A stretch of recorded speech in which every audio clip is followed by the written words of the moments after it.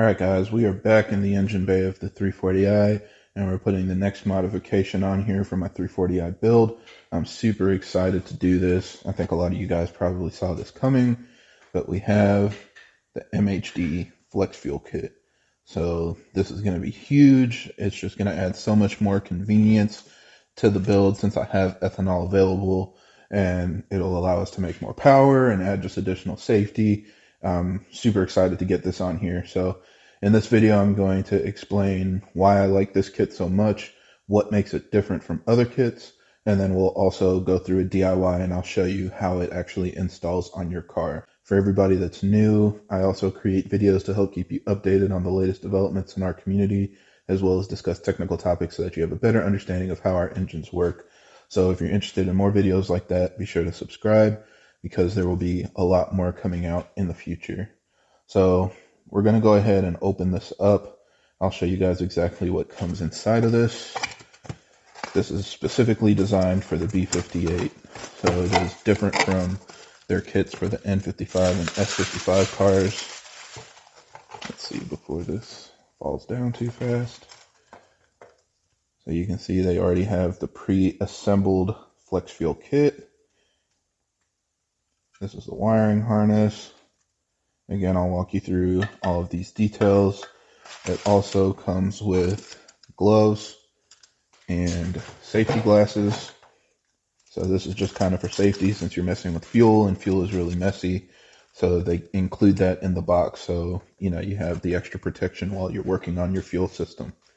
So let's talk about what we really care about. So this is the FlexFuel kit.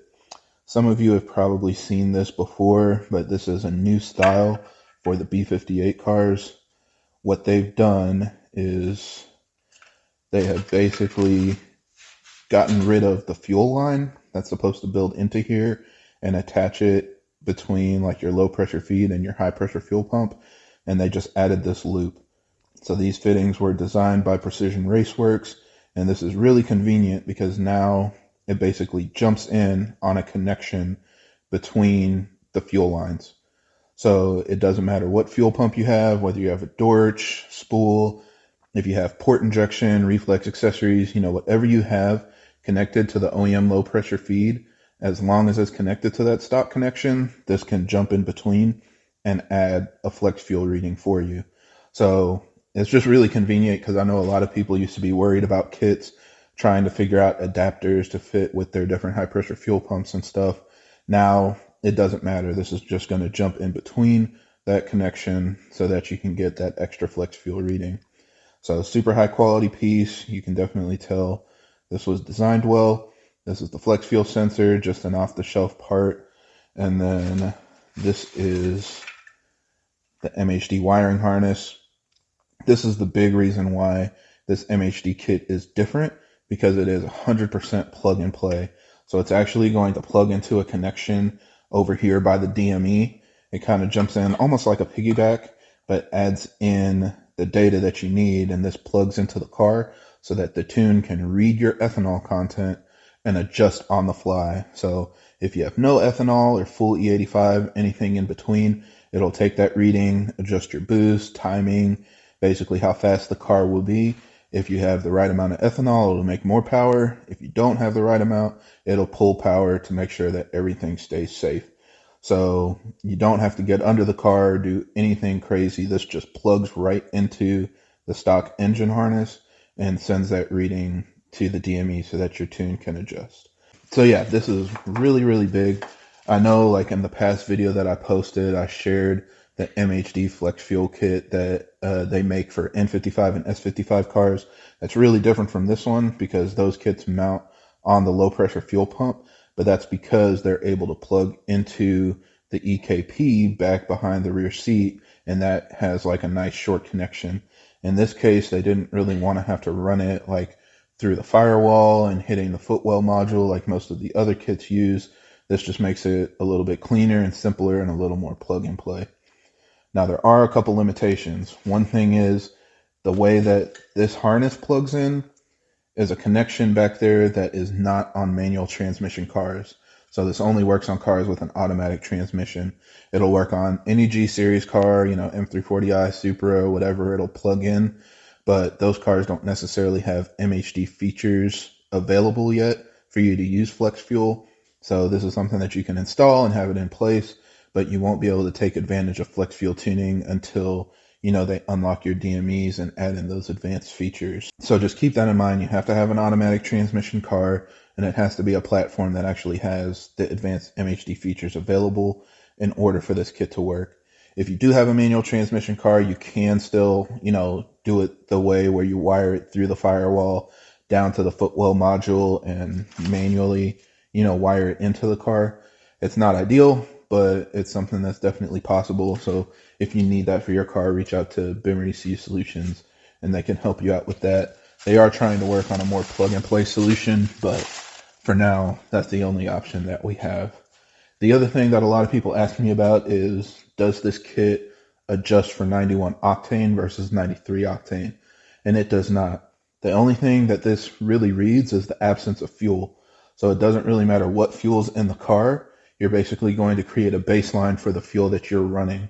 If you're running an off-the-shelf map, the baseline for those maps for just pump gas is 93 octane. So unfortunately, if you have 91 octane, you're going to need a custom tune in order to safely run a FlexFuel tune with pump gas. You can still do map switching if that's easier for you, but if you want to take advantage of FlexFuel, get a custom tune so that they can properly dial in your pump gas map, whether you have 91 or ACN fuel, so it can pull the extra power and keep things safe even with your lower quality gas.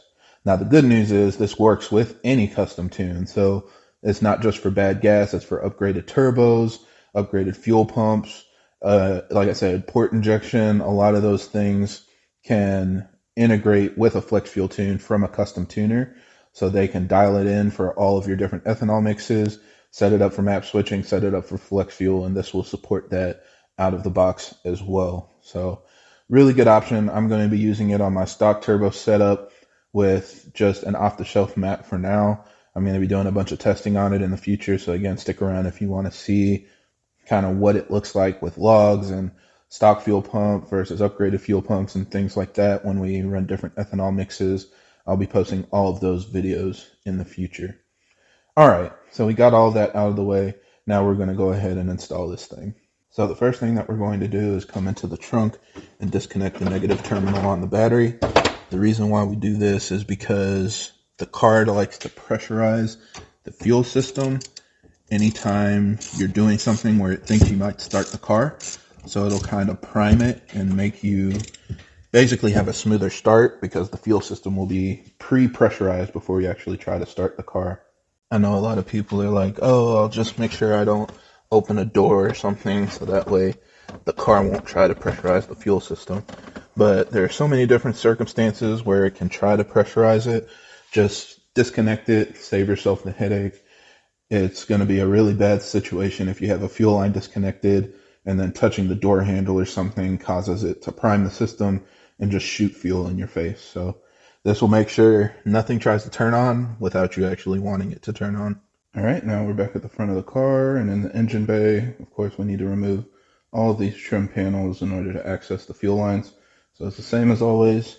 First thing is give each of these 10mm screws a quarter turn.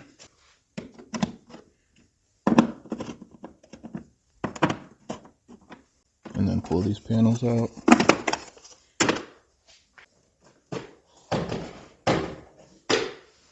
And then we'll go ahead and remove this wire.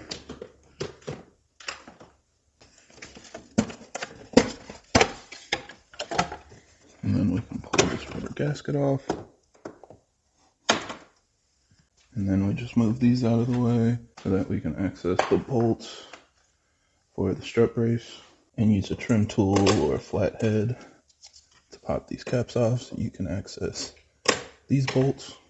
Now these are E18s, so loosen up these bolts.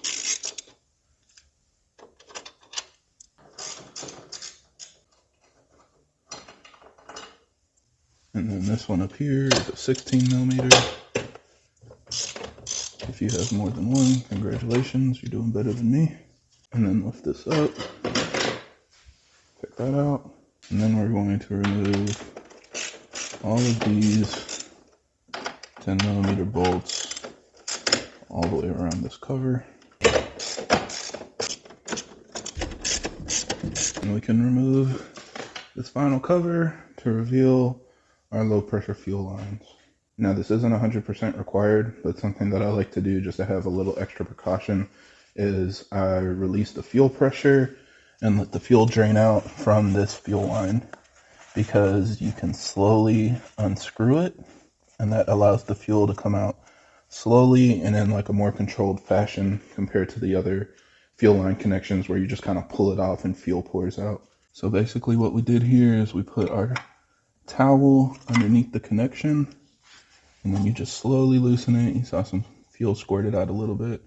Again, make sure you've got your gloves on and your safety glasses, and it'll slowly drain out. You can barely see it, but you can see the towel getting wet, so fuel is coming out. I just like to loosen this slowly, and that'll let most of the fuel out. Once it kind of stops soaking up and you've gotten most of the fuel out of that line, then we're ready to move over and install the FlexFuel Kit. Now, if you're looking at the engine from this angle, this is the low pressure feed line where we're going to actually install the MHD FlexFuel Kit. So we're going to pick a spot on here to jump in. On some cars, this connection is like a 90-degree fitting on the fuel line. So like some G series cars, like I think 5 series, or if you have like an X3, then this connection might not be straight. So it's recommended to install it on this end.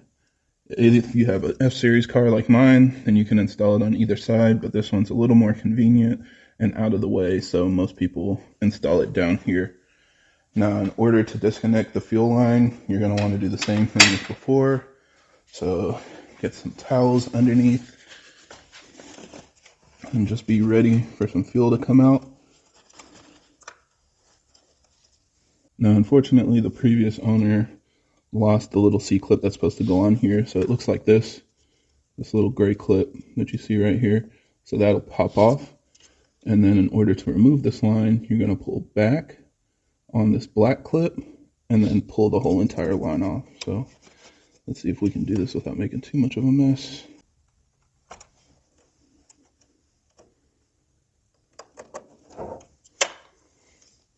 Alright, so a little more fuel coming out, nothing too bad.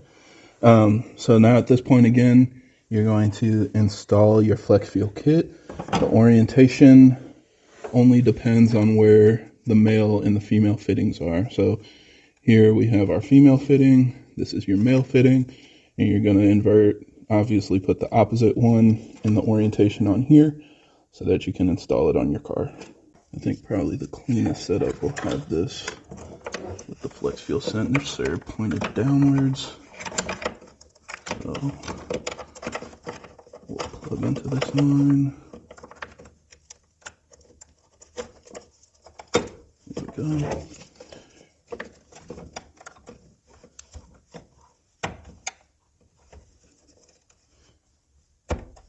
Same thing, you got to pull back on this fitting to slide it all the way on.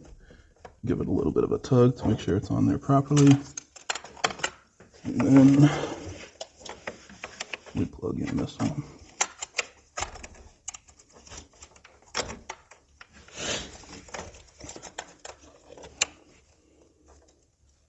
There we go. That's simple. And if you have a clean towel, you can try to wipe up any fuel that dripped or got around there. Double check all your connections. Alright. So now at this point, it's a good idea to go ahead, connect your battery, and just check for leaks. So as soon as the system pressurizes, it should be pretty obvious if there are any leaks. And as you start the car, you'll be able to tell if there are any leaks anywhere. But just make sure all of your connections are tight. There's no fuel dripping from any of these joints. Make sure you go back, if you loosened your high pressure fuel pump like I did, tighten that all the way back down and make sure that everything is good and sealed, and then we'll be ready to move on to the wiring. So the way that this kit works is it's actually going to plug into this harness, kind of like a piggyback. You're going to take this off and jump into it with this wiring harness, and that's what's going to actually send the data to the DME from your FlexFuel sensor. And just for everybody's reference, this is what it looks like on my 440i with a manual transmission. So you can see that plug isn't there. So that's why this doesn't work on cars with a manual. So we'll go ahead and unplug this. And then just kind of pay attention. One kind of looks like this connection down here, so you're going to want to use the other one. If it doesn't plug in right away, you just need to turn the connector all the way around, and then it'll plug in. Make sure it's fully seated. And then the same thing with the other side. Plug this in. If it doesn't go in, just turn it all the way around. And now that's fully seated. And then we are going to tuck all this wiring back here through this opening that's already built into the car so that everything can be mounted back here.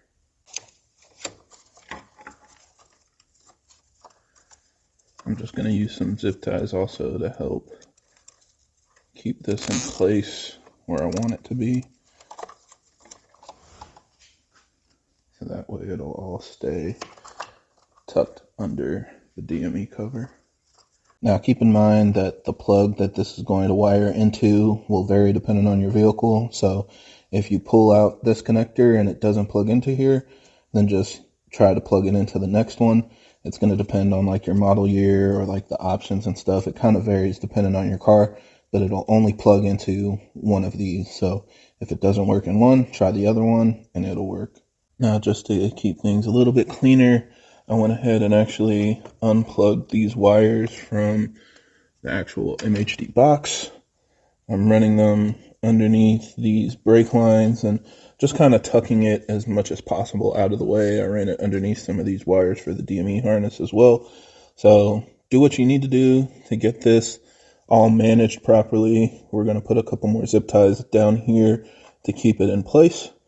And we'll probably tuck the MHD box back here. And then the last thing that we have is our ground. So it's going to be this screw right here in the middle of the screen. So we're going to do that next. So we're going to go ahead and loosen this nut. It's a 10 millimeter. If you have a ratcheting box wrench like this, it makes the job a million times easier. So highly recommend having one just for a lot of the jobs that we do on our cars. And we're going to loosen this. And then the way that the ground is on this kit, you don't actually need to loosen the nut all the way. You're just going to slide it onto that stud that's coming off. So slide it in and hold it in place and tighten the nut on top of it. And then we'll go ahead and plug the box back in. Now one more thing, of course, is you want to make sure that this is all working. So we reconnected the negative terminal of the battery. And you can see the analyzer has power, can communicate to the DME. Everything is good. Real quick, just jumping forward to show you guys what I ended up with. So we've got one zip tie here holding the plug out of the way. This is where the wires are going through. One more zip tie. This is where I took the actual MHD controller. I can still see the actual LEDs on here.